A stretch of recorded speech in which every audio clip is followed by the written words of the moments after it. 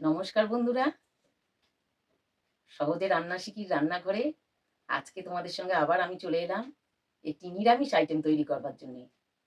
যদিও শীত এখন যেতে যায়, তথাপি শীতের কিছু সবজি আমরা তখনও খেতে থাকি যে এরপরে তো আর গরমে ওগুলো ভালোও লাগবে না, খেতেও ইচ্ছে করবে না।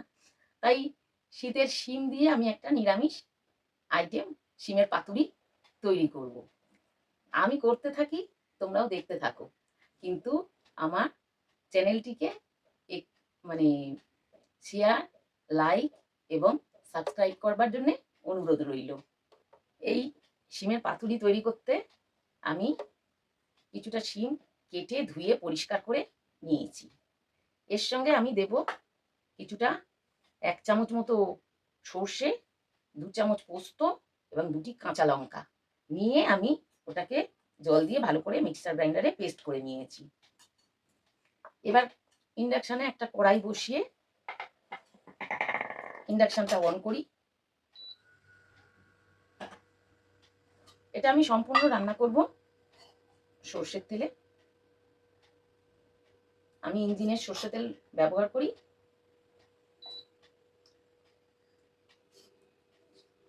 4 পলা মতো সর্ষের তেল দিয়ে দিলাম। দিয়ে আমি এবার এটাকে গরম করতে থাকি নাড়াচাড়া করে। তেল গরম হয়ে গেছে। এইবার আমি ধুয়ে কেটে রাখা শিমগুলো আস্তে আস্তে কড়াইয়ের মধ্যে ছেড়ে দিচ্ছি।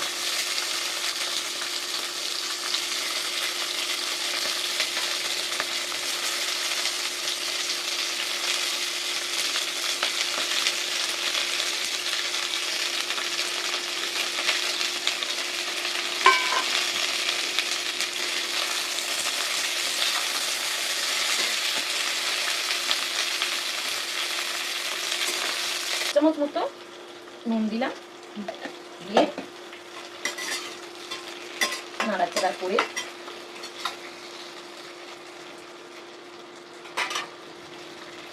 লিডটা দিয়ে দিলাম। হালকা হালকা ভাবে ভাজা হোক। এই ঢাকনাটা খুলে নিয়ে হালকা হালকা ভাবে আবার একটু নাড়াচাড়া করে নিচ্ছি।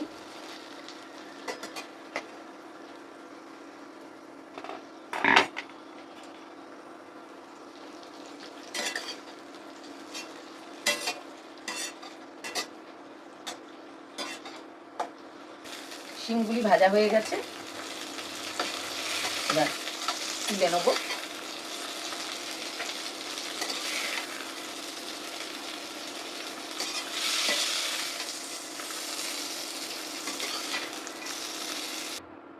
শিমগুলো সব ভাজা হয়ে গেল, শিমগুলোকে তুলে নিলাম।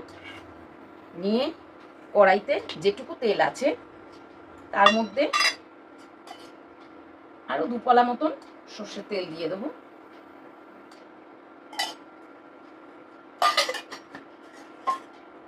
দিয়ে তেলটা গরম হতে দেবো একটু নাড়াচাড়া করে। তেল গরম হয়ে গেছে, এখন তেলে অল্প কটা কালো জিরে ফোড়ন দিলাম।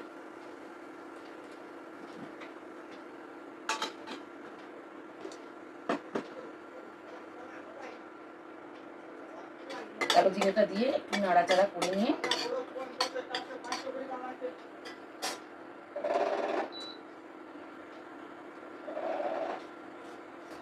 এইবার সর্ষে, পোস্ত এবং কাঁচা লঙ্কা বাটা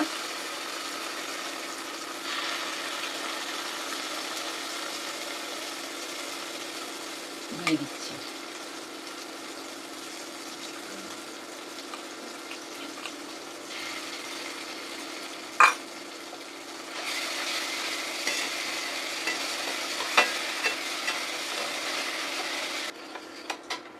এবার 2 চামচ লবণ,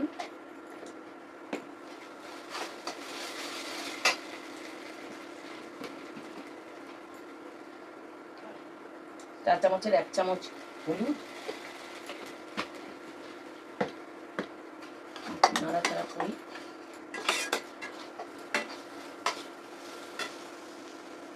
এবং 1 চামচ গুঁড়ো লঙ্কা দিয়েছি।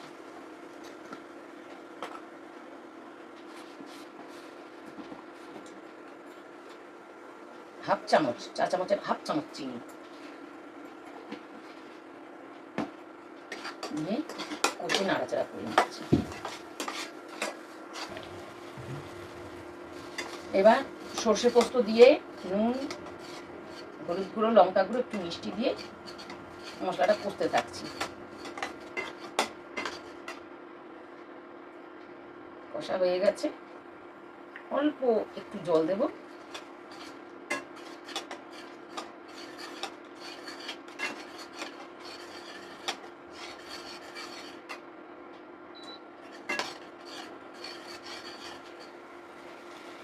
এক কাপ মতন জল দিলাম।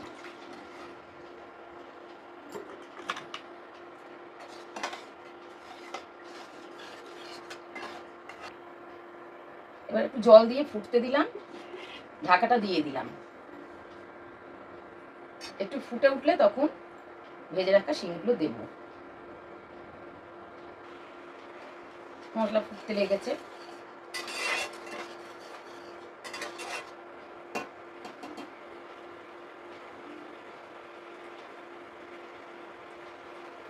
এবার শিম ভাজাগুলো দিয়ে দিলাম, দিয়ে নাড়িয়ে চাড়িয়ে নেব যাতে ভাজা শিমগুলোতে মশলাটা সব মেখে যায়।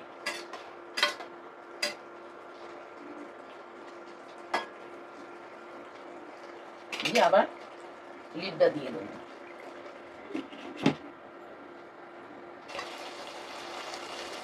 আমাদের পাতুরি হয়ে এসছে, উপর দিয়ে একটু কাঁচা সর্ষের তেল ছড়িয়ে দিলাম, দিয়ে হালকা হাতে নাড়াচাড়া করে